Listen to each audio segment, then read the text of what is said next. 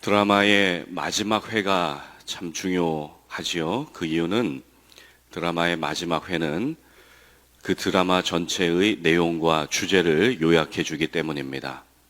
오늘 신명기 마지막 회입니다. 히브리 백성들을 향한 하나님의 뜻과 계획이 요약되어 있는 귀한 말씀이 되겠습니다. 오늘 말씀에 나와 있는 것처럼 이제 하나님의 사람 모세는 약속의 땅 가나안을 눈앞에 두고 느보산에서 임종을 하게 됩니다. 모세의 광야 세대가 다 지나가고 구속사의 드라마를 새롭게 펼쳐나갈 여호수아의 세대가 준비되는 장면이지요. 하나님께서 이 여호수아의 세대, 이 12지파를 향한 하나님의 계획과 뜻을 오늘 마지막 회를 통해 보여주고 계십니다. 하나님의 뜻과 계획을 한 단어로 표현하면 행복이라고 요약할 수가 있겠습니다. 우리 29절 말씀 같이 한번 읽겠습니다. 하나님이여, 이스라엘이여, 너는 행복한 사람이로다. 여호와의 구원을 너같이 얻은 백성이 누구냐? 하나님이 이스라엘 백성들에게 말씀하시죠. 이스라엘이여, 너는 행복한 자다. 하나님이 당신의 사람들에게 주기 원하는 것은 행복입니다. 행복이라는 히브리어가 아쉐르라고 얘기하는데, 아쉐르, 이 뜻은 하나님의 복을 받음으로 누리는 기쁨, 하나님이 주신 것을 받아 누림으로 누리는 행복을 의미합니다. 그러니까 사람의 행복은 언제 시작되는가? 하나님이 복을 내려주실 때 그 사람이 행복이 시작된다라고 할 수가 있겠습니다. 하나님은 복 주기 원하시는 하나님이세요. 자식이 저주받기 원하는 부모는 이 세상에 아무도 없습니다. 하나님은 태초에 사람을 만드신 다음에 뭐라 그러셨죠? 내가 저들에게 복을 주어 이르시되. 사람 만드시고 하나님이 가장 먼저 하신 것은 복을 주셨습니다. 복을 주어 이르시되 생육하고 번성하여 땅에 충만하고 땅을 정복하라, 땅을 다스리라. 하나님의 복의 개념은 하늘에도 있지만 땅에 사는 동안 땅을 정복하고 다스리는 땅에 대한 축복의 약속이 있습니다. 예수님도 산상수훈에서 천국 시민의 요건이 무엇이냐 할 때 Blessed are the people 그러면서 복 있는 자는 이러하다. 복 있는 자는 이러하다. 우리 주님은 이 땅에 사는 동안에 천국 시민의 요건이 복 있는 자였으면 하는 그 마음을 드러내신 것이지요. 우리가 믿는 복음이라고 하는 것은 복자의 소리 음자를 쓰지요. 그 복음, 복된 소리 자체가 예수 그리스도이십니다. 예수님은 우리의 복의 근원이 되시지요. 만복의 근원이 되시는 하나님께서 오늘 이스라엘 12지파에게 주시는 그 복은 땅과 관련된 이 땅에 사는 동안에 우리에게 주시는 하나님의 그 아쉐르, 그 행복과 관련이 있는 것입니다. 저는 이 말씀을 읽으면서 12지파에게 주신 하나님의 축복이 우리 성도님들의 삶에 그대로 이루어지면 좋겠다라는 소망을 가졌습니다. 제일 먼저 12지파 중에 르우벤 지파에게, 여러분 한번 그냥 쭉 한번 들어보세요. 르우벤 지파에게는 종족 보존의 축복, 자녀들에게 주시는 축복이지요. 유다 지파에게는 전체 지파를 대표하는 축복, 플러스 영적 전쟁 중에서의 보호의 축복. 레위 지파에게는 영적 지도자의 축복과 재산 증식의 축복. 베냐민 지파는 특별한 애정과 보호의 축복. 요셉 지파는 물질의 축복. 므낫세는 번영과 명예. 스불론과 이사갈 지파는 풍요로운 무역과 정착 생활의 축복. 갓 지파는 광대한 영토의 축복. 단 지파는 지혜와 용맹의 축복. 납달리는 땅의 풍요의 축복. 아셀 지파는 자손과 땅의 번영과 태평성대의 축복을 선언하시는 말씀이 기록되어 있지요. 이 대부분의 축복이 물질, 땅, 자손과 관련된 복입니다. 그러니 하나님은 사람이 땅에 사는 동안에 하나님에 대한 결핍 의식 말고 풍부 의식을 가지고 살아가기를 주님이 원하시는 거지요. 땅에 사는 동안 필요한 게 뭔지, 잘 먹고 잘 살아야 된다, 잘 지내야 된다는 것을 누구보다도 잘 아시는 분이 하나님이시라는 겁니다. 우리가 잘 아는 마태복음 6장 33절, 먼저 그의 나라와 의를 구하라. 그리하면 이 모든 것을 더해 주신다 그러지요. 이 모든 걸 더해 준다 할 때 그것이 땅에 있는 하나님의 복과 관련되어 있는 것입니다.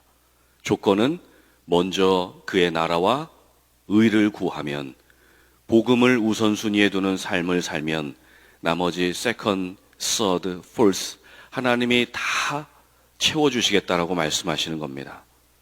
자, 그런데 너무 복하면서 복에만 집착하는 것은 건강한 신앙생활 아니지요. 기복주의입니다. 하나님이 복을 주시기 전에 복을 받을 만한 그릇을 준비시키기 위해서 하나님이 때로 우리 인생의 고난의 터널을 통과하게 하실 때가 있습니다. 로마서 말씀에 시련은 인내를, 인내는 연단을, 연단은 소망을 이루는 줄 알미라 그러셨지요. 하나님이 우리를 소망으로 인도하시기 전에 고난의 터널을 통과하게 하실 때가 있습니다. 자, 그런데 또 반대로 너무 하나님의 그 은총과 복을 구하지 않는 것도 문제가 있습니다. 복 달라고 하는 것은 어린 신앙 같으니까 목사님 저는 어른 신앙으로 살아가겠습니다. 그리스도의 장성한 분량까지 이르는 그 성숙하고 원숙한 신앙은 신앙인의 기본이지요. 너무 귀한 신앙입니다. 그러나 하나님이 주시는 그 복, 아쉐르, 하나님이 주시는 행복 없이 우리가 어떻게 행복한 삶을 살아갈 수 있겠습니까? 하나님이 뭘 주셔야 우리가 먹고 살지요. 하나님이 돈도 주셔야 됩니다. 건강 주셔야 되고, 하나님이 우리에게 은혜도 주셔야 되고, 하나님이 우리에게 기름 부음도 주셔야 되고, 열매도 맺게 해주시고, 관계의 축복도 주셔야 우리가 하나님이 주시는 그 행복, 그 아쉐르, 하나님이 주실 때 우리에게 주어지는 평안이 우리에게 있는 것입니다. 그런데 우리가 무엇을 얼마나 가졌다고 하나님 앞에 자꾸 바친다고만 합니까? 여러분, 돈이 얼마나 있으세요? 돈이 얼마나 많아서 하나님께 자꾸 바친다 그래요? 여러분, 자식이 한 100명쯤 있으십니까? 자식 다 바친다 그러고, 내게 있는 모든 것 바친다 그러고, 물론 안 바치는 건 더 큰 문제지만 기도할 때마다 바친대요. 하나님 앞에 완전히 드린 그 순간이 그 마음의 진실이 있다면 하나님이 이미 그거 다 받으셨습니다. 우리가 내려놓음의 영성이 있다면 그것을 붙드는 간구함의 영성도 필요한 것입니다. 신앙의 균형이 중요하지요. 이용규 선교사님의 책 내려놓음에 보면 아이를 데리고 장난감 가게에 갔는데 이 장난감을 손에 움켜쥐고 계산대에 안 내려놓으면 그게 네게 안 된다. 내려놔라. 내려놨어요. 아빠가 계산해줬어요. 그럼 그 다음에 어떻게 해야 돼요? 그걸 다시 잡아 들어야 내 것이 되는 겁니다. 근데 우리는 자꾸 내려놓으려고만 한다고 하고 바치고 다 드린다고만 하는 것은 다시 한번 생각해 봐야 되는 신앙 중에 하나인 것이죠. 그래도 하나님 저는 성숙한 신앙인으로서 예수님만으로 충분합니다. 다 내려놨어요. 제가 드리고 싶은 말씀이에요. 거짓말하지 마세요. 정말 예수 믿으면 예수님만으로 만사 오케이입니까? 필요한 거 없으세요? 경제적 자유 필요 없으세요? 부동산은요? 자녀 성공은요? 내 명예는요? 내 안전은요? 예수님이 내 보험 맞으십니까? 하나님 앞에서 저도 그렇고 우리가 좀 솔직해질 필요가 있겠지요. 하나님, 나 돈이 필요합니다. 하나님 돈 좀 주십시오. 하나님, 속 썩이는 자식 새끼 어떡합니까? 제가 옛날에는 예수 잘 믿었는데 지금은 왜 저렇게 방황하는지 모르겠습니다. 아브라함이 이삭을 번제단에 바치기 어려워했는데 나는 내 자식 번제단에 바쳐버리고 싶습니다. 하나님, 배우자가 집을 나갔습니다. 이혼의 위기, 졸혼의 위기에 있습니다. 갑작스럽게 죽음을 맞이한 우리 아버지, 우리 가족 어떡합니까? 이해할 수 없는 몸의 통증과 심신의 약함과 영적인 질병 때문에 너무나 힘이 듭니다. 어떤 분은 사람이 미워서 견딜 수가 없대요. 관계 때문에 내가 죽겠습니다. 아니, 죽이고 싶을 때도 있습니다. 영적인 은혜와 축복이 필요합니다. 주님, 내 인생, 내 미래 보이지 않을 때 주님이 나의 인생의 미래가 되어 주시옵소서. 하나님, 도와주십시오. 하나님, 나에게 아쉐르, 하나님이 주시는 행복이 필요합니다. 다른 축복 말고 하나님이 주시는 축복이 필요해요. 하나님 없이 행복할 수가 없습니다. 내가 산을 향하여 눈을 들리라. 나의 도움이 어디에서 올까? 나의 도움이 천지를 지으신, 하늘과 땅을 지으신 여호와에게서부터 오느니라. Real power comes from the heaven. 하늘로부터 임하는 하나님의 능력과 은혜, 그 축복을 내가 간구합니다. 하나님 아버지, 인생의 고비마다 하나님의 도움이 있어서 여기까지 오지 않았습니까? 나의 도움의 돌이 되어주신 에베네셀의 하나님, 여호와 이레로 역사해 주십시오. 하나님, 자녀가 아플 때 어떻게 해야 되겠습니까? 하나님, 고쳐주셔야 되지 않겠습니까? 하나님은요, 이스라엘 백성들이 광야에 살든 넉넉한 가나안에 살든 어디에 있든 저들에게 하늘의 축복이 필요함을 아셨어요. 그래서 땅에도 자손에도 물질에도 하나님의 그 행복을 주길 원하신다고 말씀하시는 거 아니겠습니까? 그러나 단 하나의 조건이 있어요. 하나님의 행복을 받을 사람들의 조건이 있습니다. 그것은 하나님의 말씀을 지키는지 아니 지키는지, 하나님의 말씀에 순종하는지, 그것을 보고 하나님이 은혜를 주시겠다 약속하시는 겁니다. 사실 한국과 미국은 하나님의 말씀으로 세워진 축복된 나라 아니었습니까? 한국의 건국 대통령으로 불리는 이승만, 그는 1대, 2대, 3대 12년을 재임했습니다. 그를 독재자라고 부르는 사람들이 있는데 그렇지 않습니다. 그는 성경의 사람이었지요. 한성 감옥에 있을 때에 성경을 묵상하는 중에 주님의 임재를 뜨겁게 경험했습니다.